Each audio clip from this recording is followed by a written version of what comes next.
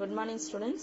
In last video we learned about the significant figures and rounding off, and adula pathina rules of significant figure and the rules of rounding off இது ரெண்டுமே ரொம்ப இம்பார்ட்டன்டான question. So அதை test எழுதி submit பண்ண சொல்லியிருந்தேன். இன்னைக்காவது அதை டெஸ்ட் எழுதி சப்மிட் பண்ணுங்க, ஓகேங்களா? So next we are going to discuss about the arithmetical operations with significant figures and dimensional analysis. First, arithmetical operations with significant figures. அதுல two typesல நம்ம பண்ணுவோம். ஒன்னு வந்து additions and subtraction. Addition and subtractionல நம்ம பார்த்தோம் அப்படின்னு சொன்னா அதனுடைய ஃபைனல் ரிசல்ட் எப்படி இருக்கும் அப்படின்னு சொன்னா many decimal places இருக்கிற மாதிரி இருக்கும். அப்போ அதை நம்ம என்ன செய்வோம்னா இந்த smallest நம்பருடைய decimal places எத்தனை இருக்கோ அதுக்கேற்ற மாதிரி தான் நம்ம ரிசல்ட்டை கொடுப்போம், ஓகேங்களா? ஸோ அதாவது in addition and subtraction the final result should retain as many decimal places as there are in the number with the smallest number of decimal places. With the smallest number of decimal places. For example, 3.1 plus 1.78 1.780 plus 2.046.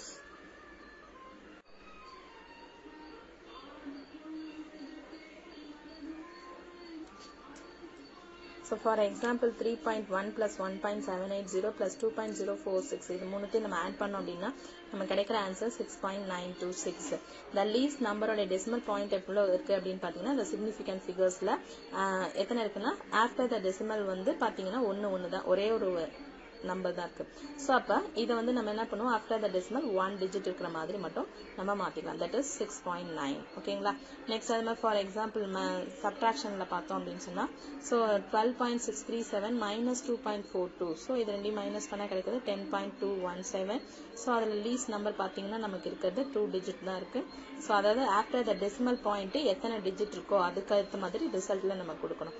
So after the decimal point இங்கே வந்து 2 digit இருக்குது. So அதனால 2 digit இருக்கிற மாதிரி கொடுப்போம் 10.217. So அதை round of பண்ணும்போது 1 digit 2 டிஜிட்க்கு round of பண்ணுவோம். இப்போ இங்கே இருக்கிற நம்பர் 1 இங்கே இருக்கிறது 5 இருக்கிறதுனால 1 ஆட் பண்ணோம் அப்படின்னு சொன்னால் 10.22 மாறிடும், ஓகேங்களா? Next one, multiplication and division.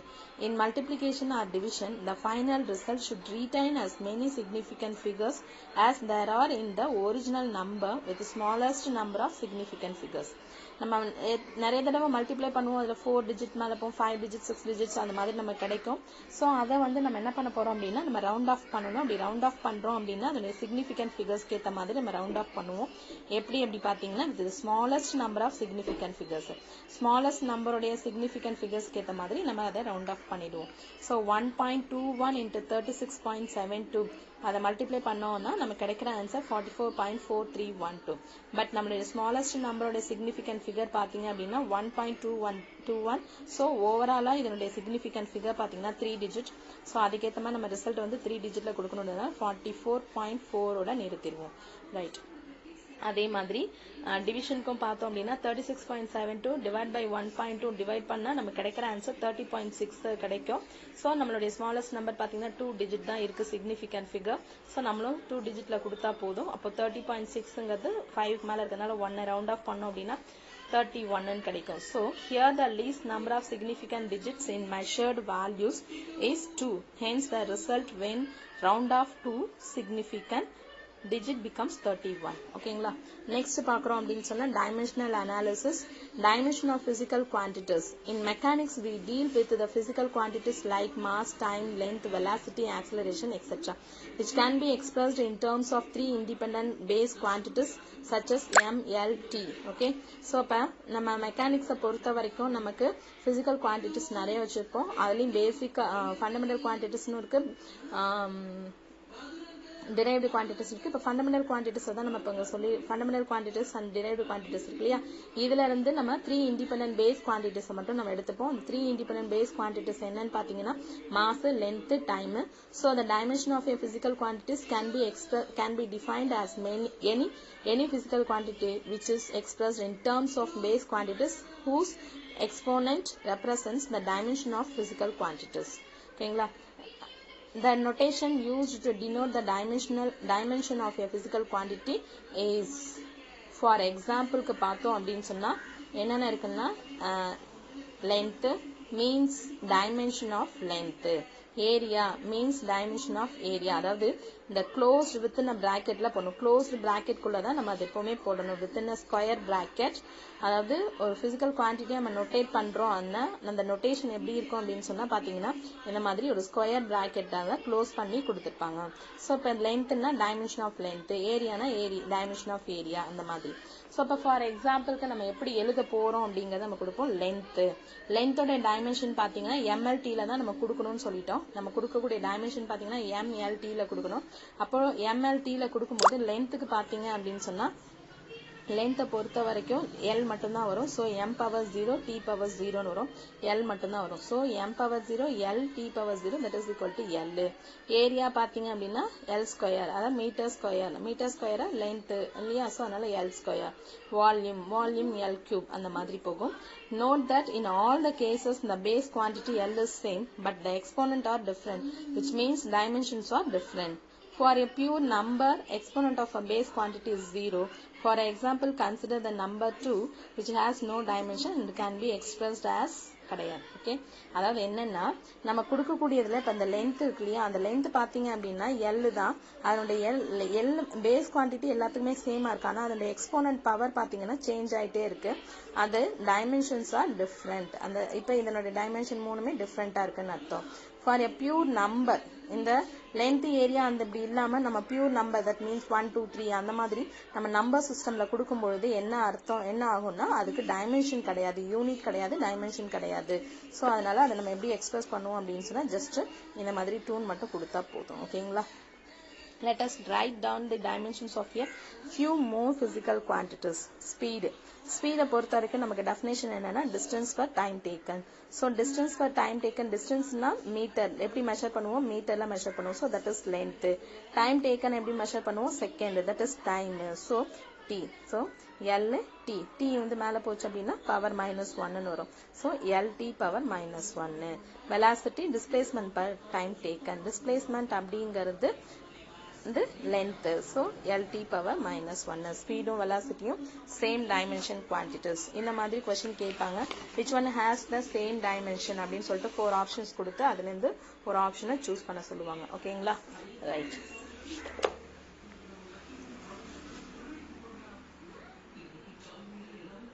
Next இதே மாதிரி ஒவ்வொரு டைமென்ஷனா நம்ம எடுத்து பார்ப்போம். Note that the speed is a scalar quantity and vector is a vector quantity. The scalar and vector will be discussed in unit 2, but both of them have same dimensional formula. Scalarனா என்ன, வெக்டார்னா என்ன நம்ம unit 2ல நல்லா டீடைலா பார்ப்போம். So ஆனாலும் இங்க பாத்தீங்கன்னா ரெண்டுமே same dimensional ஃபார்முலாவா இருக்கு. So acceleration A is equal to velocity per time taken.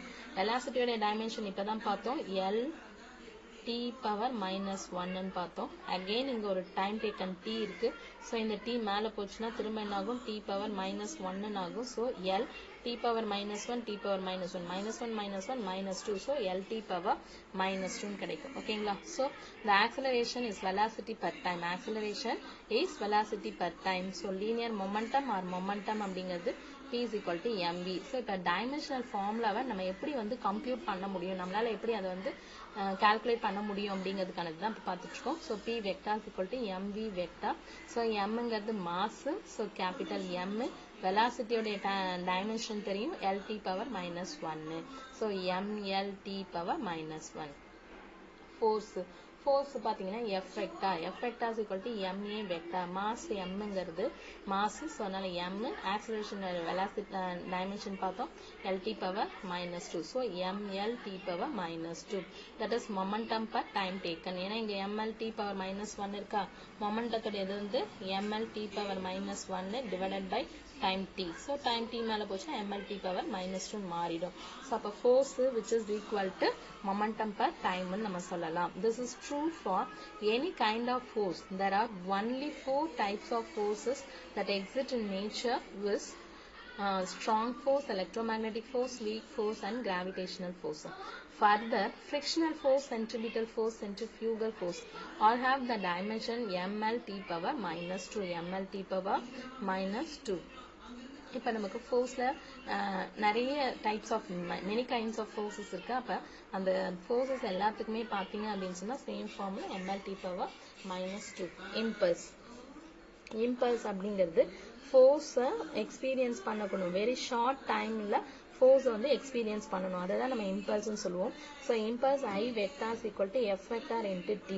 F vector which is equal to F வெக்டாருக்கு பார்த்துக்கோ எம்எல் டி பவர் மைனஸ் டூன்னு பார்த்தோம்.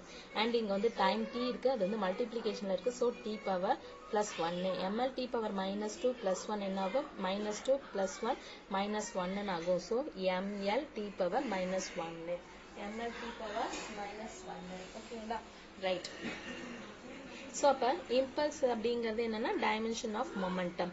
ஸோ இப்போ பார்த்தீங்க அப்படின்னா மொமெண்டத்துக்கும் இம்பல்ஸ்க்கும் சேம் டைமென்ஷனல் ஃபார்முலா, அதே மாதிரி ஃபோர்ஸ் ஸ்பீடுக்கும் வெலாசிட்டிக்கும் same dimensional formula.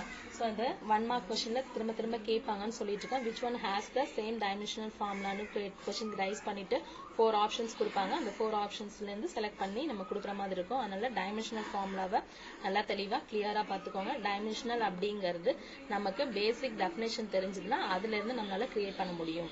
Okay, so next வந்து ஆங்குலர் மொமெண்டம் பார்ப்போம். Angular momentum is the moment of linear momentum. So angular momentum அப்படிங்கிறது என்னன்னா linear moment of linear momentum. So L vector equal to R vector cross P vector, R vector cross P vector. இங்கே P vector அப்படிங்கிறது என்னன்னா momentum and ஆருங்கிறது நம்மளுடைய distance. அப்போ என்ன பண்ணுவோம் அப்படின்னா மொமெண்டத்துடைய டைமென்ஷனல் ஃபார்முலா நமக்கு தெரியும், எம்எல் டி பவர் மைனஸ் ஒன்னு. ஆருங்கிறது பெர்பெண்டிகுலர் டிஸ்பிளேஸ்மெண்ட். அப்போ அதனுடைய டிஸ்டன்ஸ் டிஸ்பிளேஸ்மெண்ட்டை நம்ம மெஷர் பண்ணுறது லென்த். ஸோ எல் போடுவோம். அப்போ நம்மளுடைய ஃபைனல் ஃபார்முலா என்ன ஆகும், இங்கே எல் பவர் ஒன்று, இங்கே எல் பவர் ஒன்று, ப்ளஸ் ஒன் ப்ளஸ் ஒன்று 2. So ML square T power minus one, ML square T power minus one. So அப்போ ஆங்குலர் மொமெண்டத்துடைய dimensional formula ML square T power minus one. So அப்போ நம்மளுடைய ஒவ்வொரு ஏதாவது ஒரு குவான்டிட்டி எடுத்து அதனுடைய டைமென்ஷனல் கண்டுபிடிக்கிறோம் அப்படின்னு சொன்னால் டெஃபினட்டாக நமக்கு தெரிய வேண்டியது basic definition. So work done அப்படிங்கிறது என்னன்னா ஃபோர்ஸ் இன்ட்டு டிஸ்பிளேஸ்மெண்ட். ஒர்க் டன்ங்கிறது ஃபோர்ஸ் இன்ட்டு டிஸ்பிளேஸ்மெண்ட். ஃபோர்ஸோடைய டைமென்ஷனல் ஃபார்முலா நமக்கு தெரியும், ML T power minus two. And then distance இருக்கு, டிஸ்டன்ஸ் ஃபோர்ஸ் இன்ட்டு டிஸ்டன்ஸ் இருக்கு, டிஸ்டன்ஸ் உடைய டைமென்ஷன் வந்து எல். ஸோ அப்போ ml square T power minus two. Work done உடைய formula ml square T power minus two. Force உடைய dimensional ml T power minus two. And then distance உடைய unit வந்து dimensional வந்து L. So அப்போ L என்ன ஆகும், L ஸ்கொயரா மாறிடும், ml square T power minus டூன்னு மாறிடும். Kinetic energy half mv square. இந்த இடத்துல நம்பர் வந்திருக்கு, அப்ப நம்பருக்கு யூனிட்டும் கிடையாது டைமென்ஷனும் கிடையாது. ஸோ அதனால அதை பத்தி நமக்கு பிரச்சனை கிடையாது, ஹாஃப் அண்ட் நெக்லெக்ட் பண்ணிடலாம். mv ஸ்கொயர், எம்ங்கிறது மாஸ், எம் வி ஸ்கொயர்ங்கிறது velocity dimension LT power minus ஒன்னு. ஸோ அதை நம்ம ஸ்கொயர் பண்றோம் அப்படின்னு சொன்னா என்ன ஆகும், M L square T power minus two, ML square t power minus 2 கிடைக்கும். ஓகேங்களா. Similarly, to get the dimension of potential energy, let us consider the gravitational potential energy mgh. mgh எடுத்தோம் அப்படின்னா mங்கிறது mass, gங்கிறது acceleration, hங்கிறது height. Then அதனுடைய ஃபார்முலாவும் நம்ம compute பண்ணோம் அப்படின்னு சொன்னா நம்ம கம்ப்யூட் பண்ணும்பொழுது அதுக்கும் ml square t power minus 2 கிடைக்கும். Thus for any kind of energy such as internal total kinetic energy, potential energy, internal total energy, எதை எடுத்தாலும் எனர்ஜியோடைய ஃபார்முலா நமக்கு என்ன அப்படின்னு சொன்னா ml square t power minus 2. The moment of force is known as torque. டார்க்குக்கு எடுக்கிறோம் அப்படின்னா அதே தான் வரப்போகுது. இப்போ நம்மளுடைய ஆங்குலர் மொமெண்டத்துக்கு என்ன எடுத்தோமோ ஆங்குலர் மொமெண்டத்துடைய ஃபார்முலாக்கு ஏற்ற மாதிரி இங்க நமக்கு வரப்போகுது. ஓகேங்களா. ஸோ அப்போ ml t power minus 2 ஆறுங்கிறது distance. So ml square t power minus 2. Note that the dimension of a torque and dimension of energy are identical, but they are different physical quantities. Further, one of them is scalar and another one is a torque. This means that the dimensionally physical quantities, same physical quantities, need not be the same physical quantities. அப்ப என்ன அர்த்தம் அப்படின்னா energy forces சில quantities வந்து என்ன பார்த்தோம் அப்படின்னா same dimensional formula இருக்கு. ஆனா அந்த same dimensional formula this means that the dimensionally same physical quantities need not be the same physical quantities. Same physical quantities இருக்கணும் அப்படிங்கிறது அர்த்தம் இல்லை.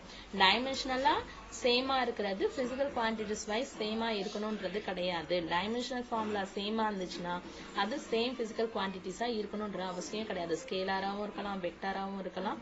அதை பத்தி நமக்கு ப்ராப்ளம் இல்லை. ஓகேங்களா? ஸோ இது வரைக்கும் நம்ம பார்த்தது டைமென்ஷனல் ஃபார்முலாஸ் வந்து எப்படி நம்ம கம்ப்யூட் பண்றோன்றதை பார்த்தோம். அடுத்தது நீங்க வந்து என்ன பண்றீங்க அப்படின்னா இந்த வந்து ஹோம்ஒர்க்கா பண்ணுங்க. என்னமா பேசிக் ஃபார்முலாஸ் எக்ஸ்பிரஷன் இருக்குது இல்லையா, இதுதான் நம்மளுடைய பேசிக் ஃபார்முலா. ஸோ அப்போ இங்க இருக்கிறது எல்லாமே பிசிக்கல் குவான்டிட்டிஸ். இந்த பிசிக்கல் குவான்டிட்டிஸோடைய பேசிக் ஃபார்முலாஸ் இருக்கு. இதை வச்சு நம்ம எப்படி டைமென்ஷனல் ஃபார்முலா கம்ப்யூட் பண்ணாங்க அப்படிங்கறத ஒர்க் அவுட் பண்ணுங்க. நீங்க ஒர்க் அவுட் பண்ணிட்டீங்க அப்படின்னு சொன்னா டெஃபினட்டா இந்த ஃபார்முலாஸை நீங்க மெமரி பண்ண வேண்டிய அவசியம் இருக்காது. ஓகேங்களா? ஸோ அப்போ ஃபார் எக்ஸாம்பிள் நான் ஏதாவது ஒன்று சொல்றேன். ஓகே, இந்த ப்ரெஷர் எடுத்து நான் சொல்றேன். Pressure is equal to force per area.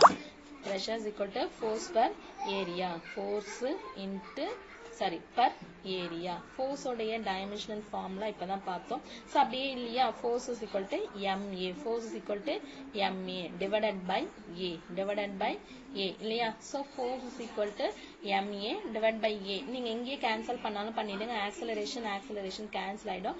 M மட்டும்தான் இருக்கும். ஸோ மீட்டர் என்ன பண்ணலாம்? மீட்டர். தட் மீன்ஸ் M அப்படி கூட நம்ம போட்டுடலாம். ஆனா நம்ம இங்க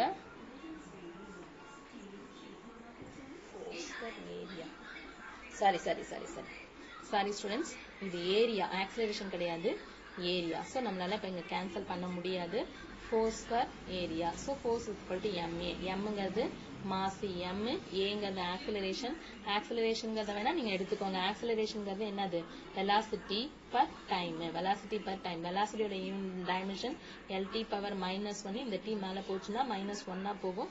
ஸோ -2 LT பவர் -2. அப்போ ஃபோர்ஸ் உடைய டைமென்ஷன் MLT பவர் -2. ஏரியாங்கிறது பாத்தீங்கன்னா length into length. So L square. இந்த L ஸ்கொயர் மேல போச்சுன்னா என்ன ஆகும்? மைனஸ்ல போகும். So ML L power -2 T power -2 +1 -2 என்ன ஆகும்? -1. So ML power -1 T power -2. ML power -1 T power -2. இப்போ போய் நம்மளுடைய ஃபார்முலாவை பார்ப்போம். ஃபோர்ஸ் பர் என்ன கிடைச்சிருக்கு? M L power -1 T power -2. இந்த மாதிரி ஒர்க் அவுட் பண்ணுங்க. இந்த மாதிரி ஒர்க் அவுட் பண்ணீங்க அப்படின்னு சொன்னா நீங்க டெஃபினட்டா இந்த டைமென்ஷனல் ஃபார்முலாவை மறக்க மாட்டீங்க. எப்போ 1 மார்க்ல கேட்டாலும் சரி, நீட்ல கேட்டாலும் சரி, எந்த காம்படிட்டிவ் எக்ஸாம்ல கேட்டாலும் சரி, நம்மளால ஈஸியா அப்ளை பண்ணி கண்டுபிடிச்சிட முடியும். ஓகேங்களா? Thank you students.